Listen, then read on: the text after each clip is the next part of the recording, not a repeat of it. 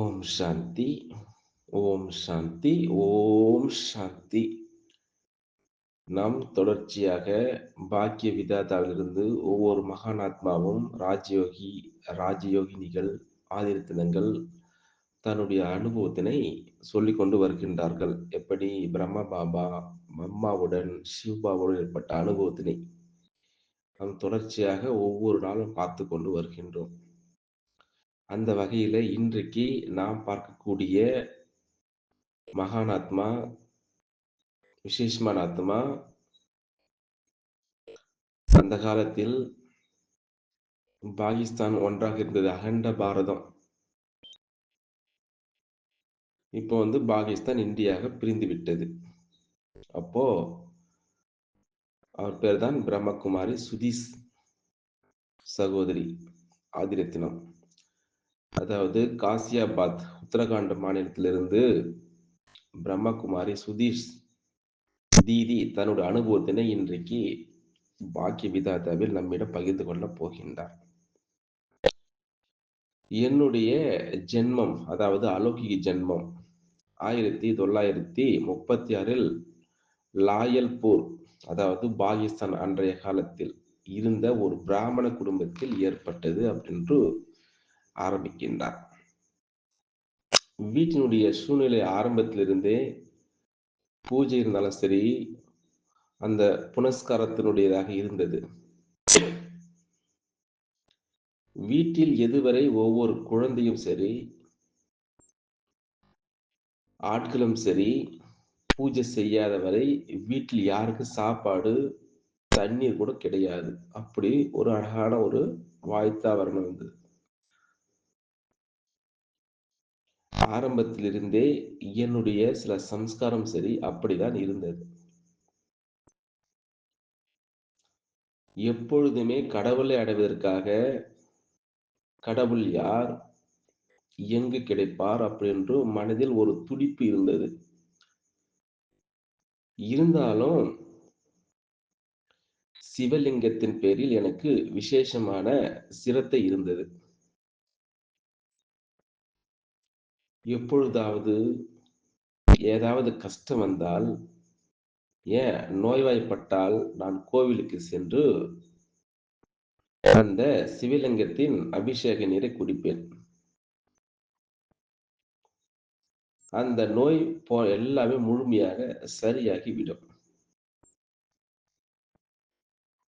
இந்த காரணங்களினால் சிவன் மீது எனக்கு மிகுந்த நம்பிக்கை இருந்தது அப்படின்று காசியாபாத்திலிருந்து பிரம்மகுமாரி சுதீஷ் சகோதரி தன்னுடைய அனுபவத்தினை அழகாக சொல்லிக் கொண்டு வருகின்றார்.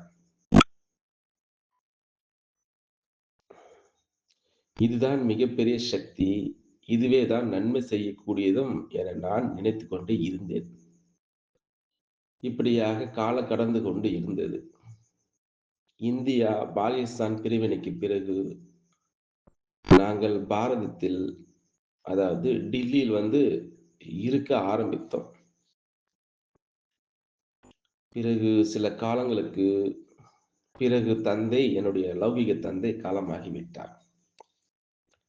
இந்த பிரச்சனையுடைய காரணத்தினால் அம்மாவிற்கு மிகுந்த துக்கம் இருந்து வந்தது. அப்போ கார்த்திகை மாதத்தில் மற்ற தாய்மார்கள் கூட என்னுடைய அம்மாவும் யமுனை நதிக்கு குளிக்க செல்வார்கள். பாருங்கள், இப்படியாக போய்கொண்டிருக்கக்கூடிய வேளையில 1951 வருடத்தினுடைய விஷயத்தை நான் உங்களிடம் பகிர்ந்து கொள்ளப் போகின்றேன். எப்போ 1951 வருடம் ஒரு நாள் சில வெள்ளை ஆடை அணிந்த சகோதரிகள் யமுனை கரையோரம் தவம் செய்து கொண்டிருந்ததை பார்த்தோம். அப்போ அங்க தாய்மார்கள் சகோதரிகள் முன்னாடி சென்றவுடன் அவர்களுடைய கண்களில் ஆன்மீக அந்த சாட்சாத்காரம் ஆனது. அவர்கள் வாயினால் ஞானத்தினுடைய விலைமதிப்பற்ற வார்த்தைகள் கேட்டது. தாய்மார்களுக்கு மிகவும் நன்றாக இருந்தது. இவர்கள் ஏதோ மகான் சக்திகள் என எனக்கு அனுபவம் ஆனது. அப்போ அம்மா வீட்டிற்கு யமுனை கரையோர சில தேவிகள் வந்திருக்கின்றார்கள். அவர்கள் கடவுள் பேரில் மிக நல்ல ஞானம் சொல்கின்றார்கள் என என்னிடம் சொன்னார்கள். அவர்களின் பேச்சைக் கேட்டு நானும் அடுத்த நாள் வெளியே போய் வருகின்றேன் என்று அந்த சாக்கில் அவர்களுடைய சொற்பொழிவை கேட்க சென்றேன். அப்போ அங்க இருக்கக்கூடிய அந்த சகோதரிகள், அதாவது தேவதா தாதி, பிரிட்ஜாந்தா தாதி, அப்புறம் மிட்டு சகோதரி, இது போல அங்க இருந்தார்கள். இவர்களே என்னுடைய சகோதரிகள். இவர்களே நான் கடவுளை அடைய வழிகாட்டக்கூடியவர்கள் என எனக்கு தோன்றியது. இந்த நம்பிக்கையுடன் நான் வீட்டிற்கு வந்துவிட்டேன்.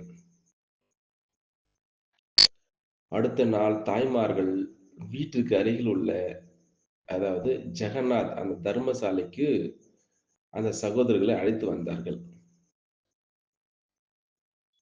இதை கேட்டு நான் மிகவும் மகிழ்ந்து, உடனே நான் அந்த சகோதரிகளை சந்திக்க அந்த தர்மசாலையை சென்று அடைந்தேன். அங்கு சென்று பார்த்தால் சில தாய்மார்கள் அமைதி நிலையில் அமர்ந்திருந்தார்கள்.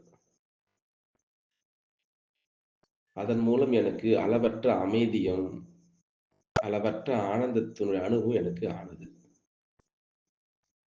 ஆனால் கடவுளை எப்படி நினைவு செய்யப்படுகிறது? அது ஞானம் தெரியாமல் இருந்து கொண்டே வந்தேன். பாருங்கள், எப்படி ஆரம்பிக்கிறது அலௌகிக வாழ்க்கை.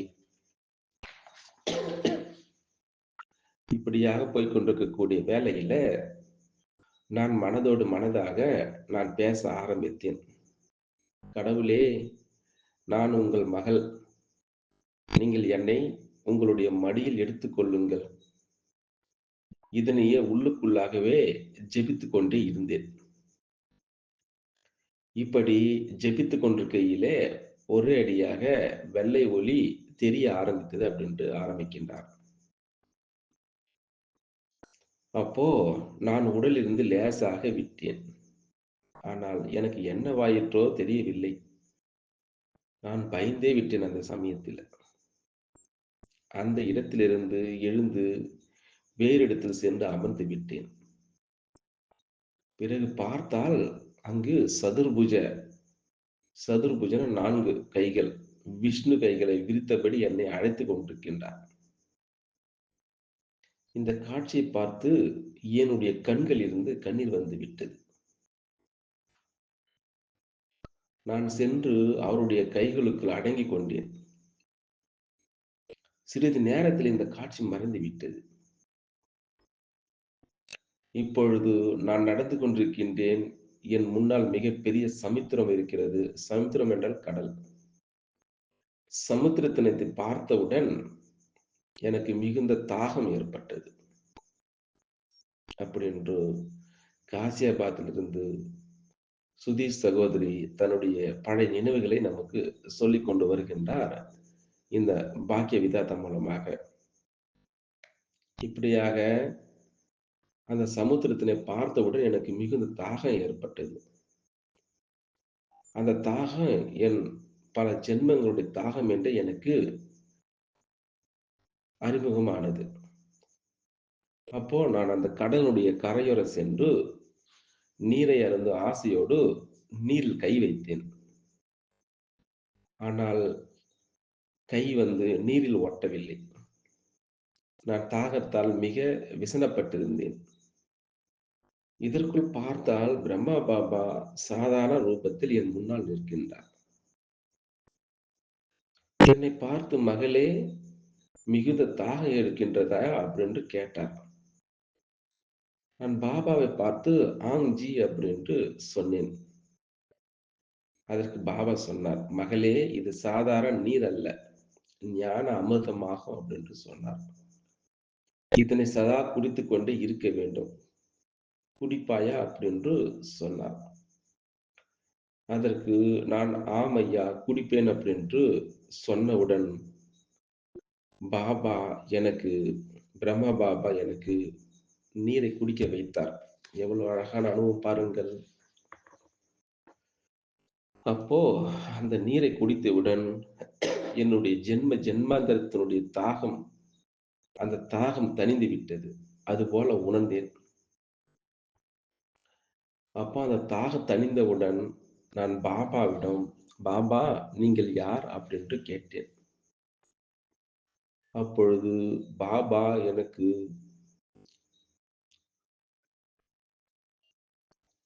அந்த ஜோதிர் புல்லினுடைய காட்சியினை எனக்கு காண்பித்தார். ஜோதி சொரூபம்.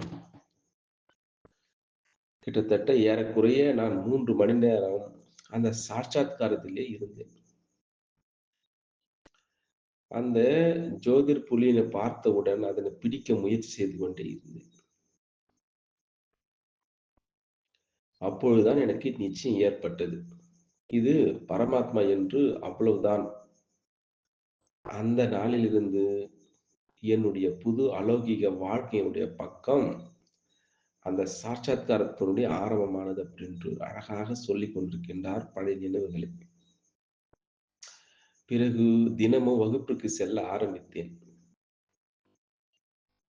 பாருங்கள் எவ்வளவு அழகான அந்த சதுர்புஜ விஷ்ணுவுடைய காட்சி ஆரம்பித்தது 3 மணி நேரம் சாட்சாத்காரத்தில் இருந்திருக்கின்றார் அப்படின்ட்டு சொல்லியிருந்தார். இப்படியாக போய்க்கொண்டிருக்கக்கூடிய வேளையில சிறிது காலத்திற்கு பிறகு சகோதரிகள் எங்களை முன்டபு அதாவது பாண்டவன் இருக்கக்கூடிய ராஜஸ்தானில் இருக்குது. அங்கு கூப்பிட்டு கொண்டு போனார்கள். அதாவது அனைத்து தாய்மார்களும் சேர்ந்து ஒரு தாய்மாருடைய வீட்டில் வகுப்பு நடத்தினார்கள். அதாவது தாய்மார்கள் மட்டும் கூட்டிட்டு சகோதரிகளை விட்டுவிட்டுங்க. தாய்மாரின் வீட்டில் வகுப்பு நடத்தினார்கள். இதுவரை நாங்கள் பாபாவை நேரடியாக பார்த்தது கிடையாது. இருந்தாலும் உள்ளுக்குள் பாபாவை நிறைய முறை பார்த்திருக்கின்றேன். அப்படி என்ற அந்த உணர்வு எனக்கு இருந்தது. ஆனால் எப்படி பாபாவை சந்திப்பது? எப்படி கடித விவகாரம் செய்வது என்பது புரியாமல் இருந்தது எனக்கு. பிறகு அடுத்த நாள் பாபா எனக்கு அந்த பிரிட்ஜ் கோட்டி மவுண்ட் அபுனுடைய முகவரியினை சாட்சாத்காரத்தினை எனக்கு காட்டினார்.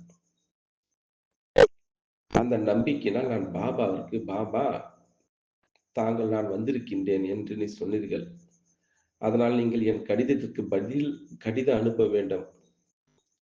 கடிதம் கிடைத்தவுடன் பாபா என்னுடைய கடிதத்திற்கு பதிலை மிகவும் அழகான அந்த பாடல்களுடைய வரிகளில் எழுதியிருந்தார். அந்த பாடல்களை இப்பொழுது நாம் பார்ப்போம். "நீங்கள் மனதிற்குள் காணாமல் போய்விட்டீர்கள். நீங்கள் மனதிற்குள் காணாமல் போய்விட்டீர்கள். என்னுடைய கூட்டத்தில் இருந்தீர்கள் நீங்கள். என்னுடைய கூட்டத்தில் இருந்தீர்கள் நீங்கள். என் கண்களிலிருந்து தப்பித்து எங்கே போவீர்கள்? என் கண்களிலிருந்து தப்பித்து எங்கே போவீர்கள்? உங்களை சந்திக்க இங்கே நான் வரவேண்டி இருந்தது. உங்களை சந்திக்க இங்கே நான் வரவேண்டி இருந்தது. பாடப்பட்ட பாடலை மீண்டும் பாட வேண்டி இருந்தது. பாடப்பட்ட பாடலை மீண்டும் மீண்டும் பாடப்பட வேண்டி இருந்தது. இவைகளே என்னை சந்திக்கக்கூடிய நாட்கள். இவைகளே என்னை சந்திக்கக்கூடிய நாட்கள் அப்படின்று அந்த பூக்கள் மலரும் நாட்கள். இதுபோல நான் அழைப்பேன், நீங்கள் வந்து விடுவீர்கள். நான் அழைப்பேன், நீங்கள் வந்து விடுவீர்கள். நான் உங்களுக்காக வந்திருக்கின்றேன். நீங்கள் என் பழைய குழந்தைகள், பாபாவினுடையவர்கள், பாபாவினுடையவர்களாகவே இருப்பீர்கள்.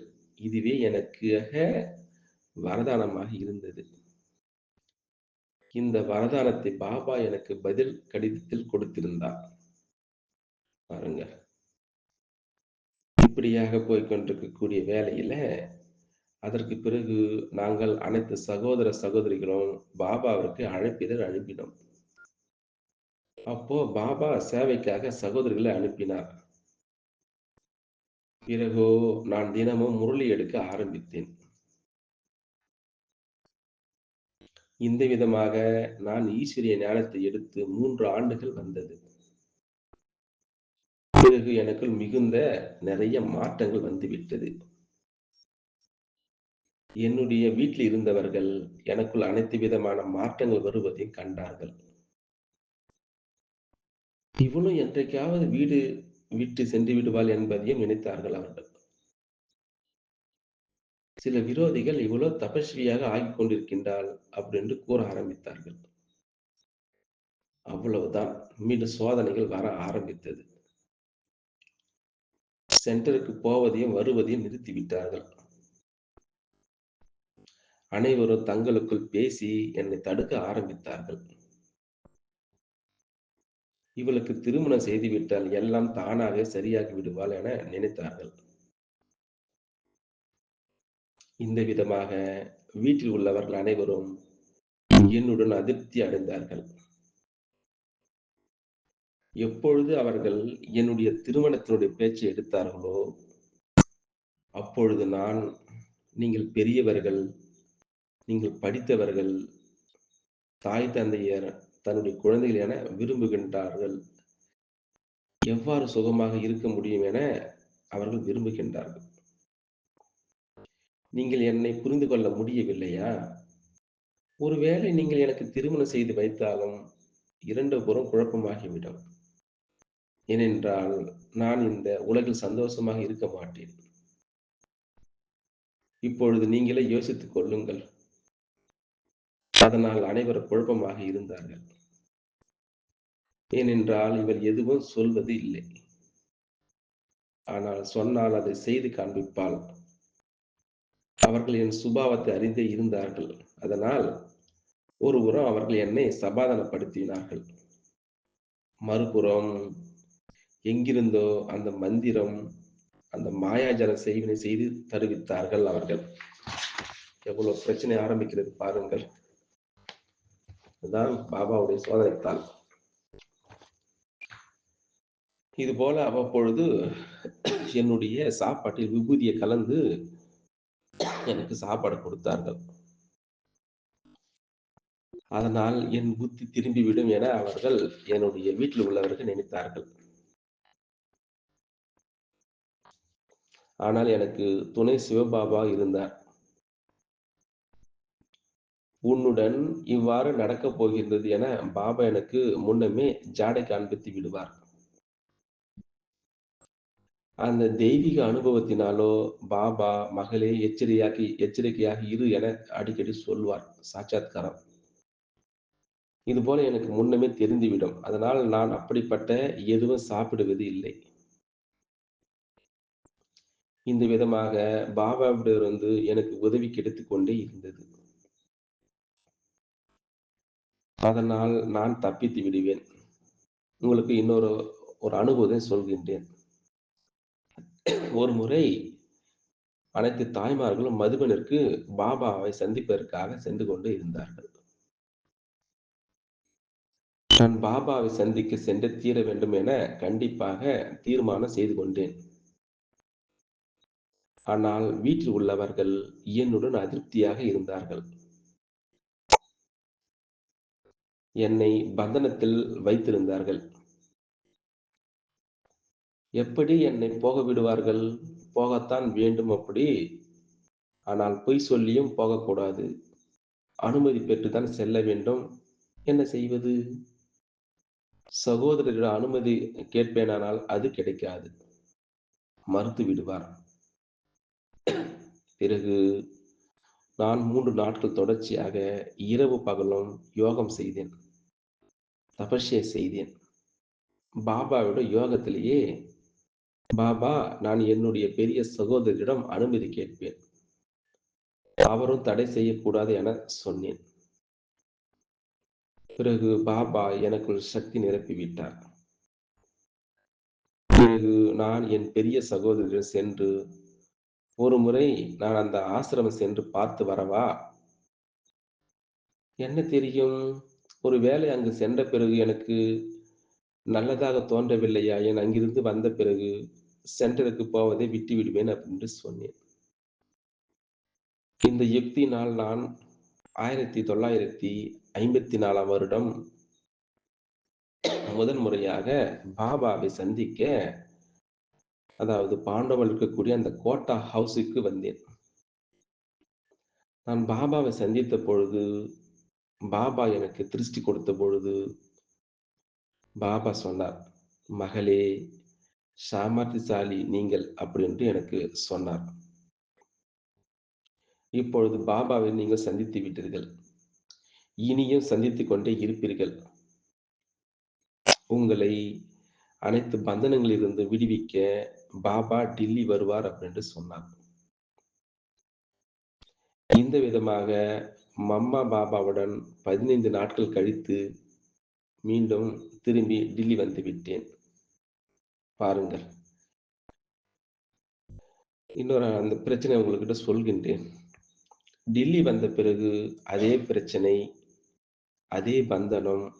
ஆனால் என்னதான் நடந்தாலும் பாபாவுடைய கை, பாபாவுடைய துணை ஒருபொழுதும்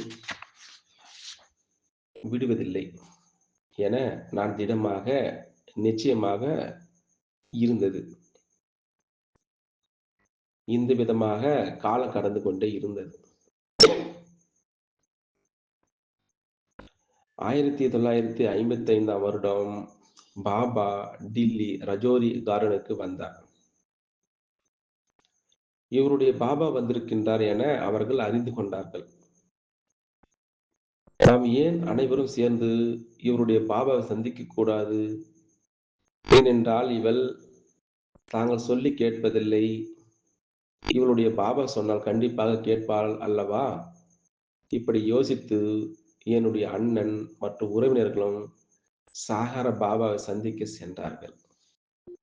அப்போ பாபா மிகுந்த அன்புடன், "குழந்தைகளே, என்ன விரும்புகின்றீர்கள்?" எப்படி என்று கேட்டார். அதற்கு என் அண்ணன் மற்றும் உறவினர்களும், "நாங்கள் இவருடைய திருமணம் செய்விக்க விரும்புகின்றோம். என்ன ஆனாலும் இவளை இப்படியே வீட்டை விட்டு வெளியே செல்ல விட மாட்டோம். வீட்டிலிருந்து பெண் வெளியே செல்வேயானால் திருமணம் செய்துதான் போக வேண்டும். ஒருவேளை மணவாளன் ஞானத்தில் இருக்கக்கூடியவராக கூட இருந்தாலும் சரிதான். அதற்காக கூட நாங்கள் தயாராக தான் இருக்கின்றோம்" அப்படின்று சொன்னார்கள். அதற்கு பாபா சொன்னார், "குழந்தைகளே, அவ்வளவுதான் விஷயமா?" அப்படி என்றார்.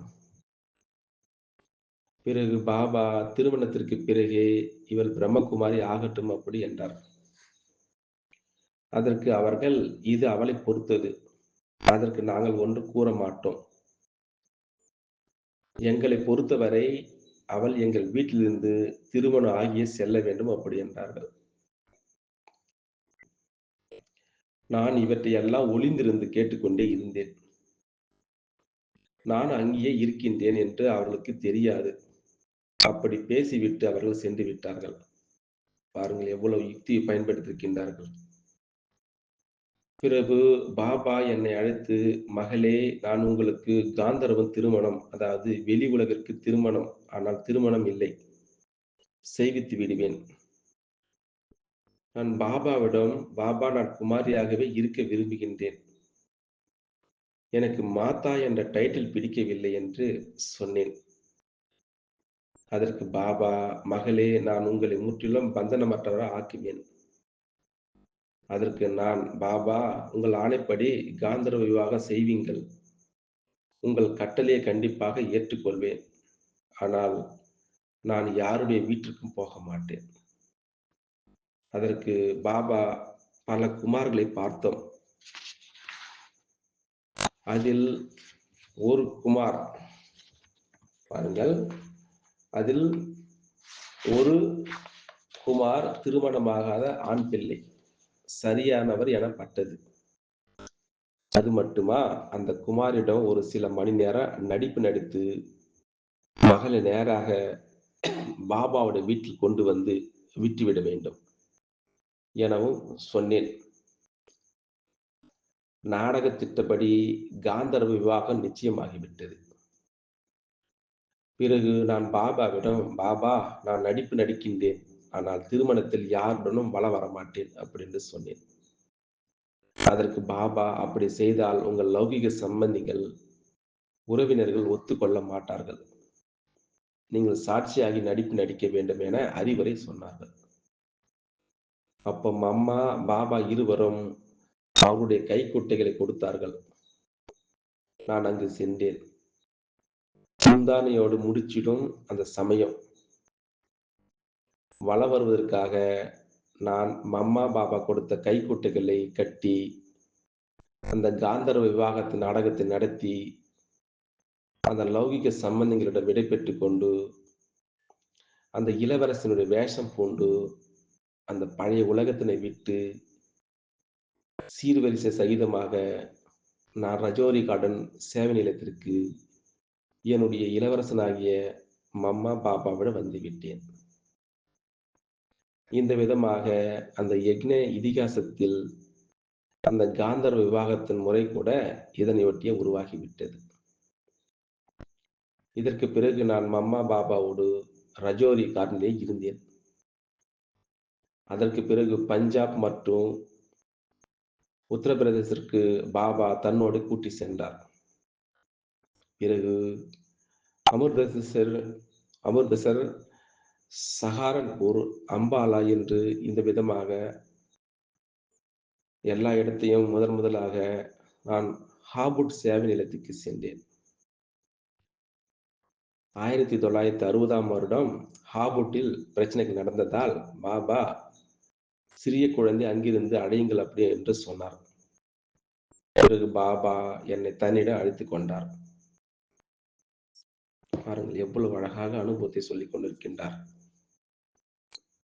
இன்னொரு அனுபவத்தை உங்களிடம் சொல்லப் போகின்றேன். ஒரு முறை நான் மதுராவில் மிகவும் நோய்வாய்ப்பட்டிருந்தேன். அதனால் பாபா என்னை அழைத்து உங்களை நானே சரி செய்வேன் அப்படி என்றார். பாபா எனக்கு வெண்ணெய் மற்றும் பாதாம் ஊட்டினார். அட, நான் உண்மையிலே குணமாகிவிட்டேன். இந்த விதமாக மம்மா, பாபா என்னுடைய ஸ்தூலமான அந்த சூட்சும பாலனை செய்தார்கள். 4 மாதத்திற்கு பிறகு பாபா என்னை அந்த காசியாபாத் சேவை நிலையத்திற்கு அனுப்பிவிட்டார்.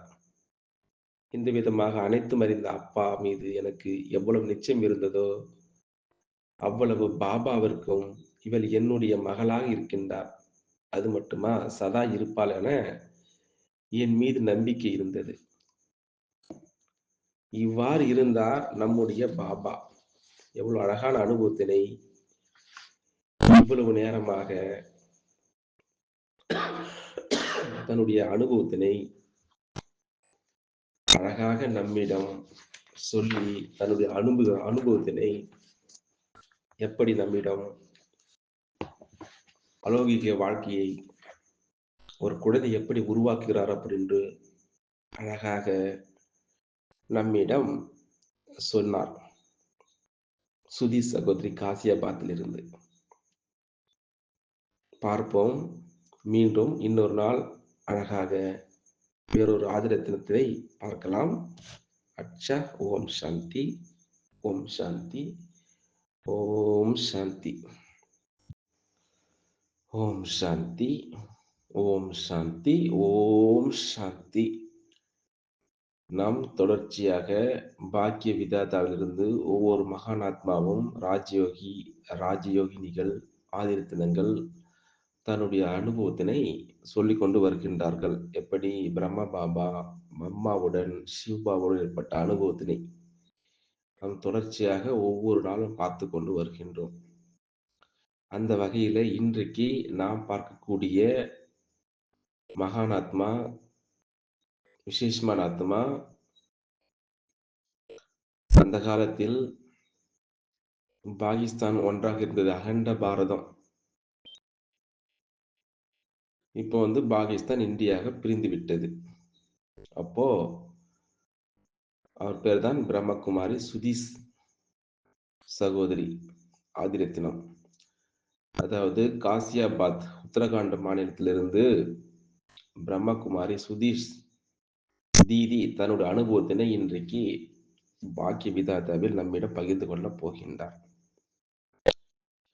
என்னுடைய ஜென்மம், அதாவது அலௌகிக ஜென்மம் 1936 லாயல்பூர், அதாவது பாகிஸ்தான் அன்றைய காலத்தில் இருந்த ஒரு பிராமண குடும்பத்தில் ஏற்பட்டது அப்படின்று ஆரம்பிக்கின்றார். வீட்டினுடைய சூழ்நிலை ஆரம்பத்திலிருந்தே பூஜை இருந்தாலும் சரி, அந்த புனஸ்காரத்தினுடையதாக இருந்தது. வீட்டில் எதுவரை ஒவ்வொரு குழந்தையும் சரி, ஆட்களும் சரி, பூஜை செய்யாத வரை வீட்டில் யாருக்கும் சாப்பாடு, தண்ணீர் கூட கிடையாது. அப்படி ஒரு அழகான ஒரு வாய்த்தா வர்ணம் இருந்தது. ஆரம்பத்திலிருந்தே என்னுடைய சில சம்ஸ்காரம் சரி, அப்படிதான் இருந்தது. எப்பொழுதுமே கடவுளை அடைவதற்காக, கடவுள் யார்? எங்கு கிடைப்பார்? அப்படின்று மனதில் ஒரு துடிப்பு இருந்தது. இருந்தாலும் சிவலிங்கத்தின்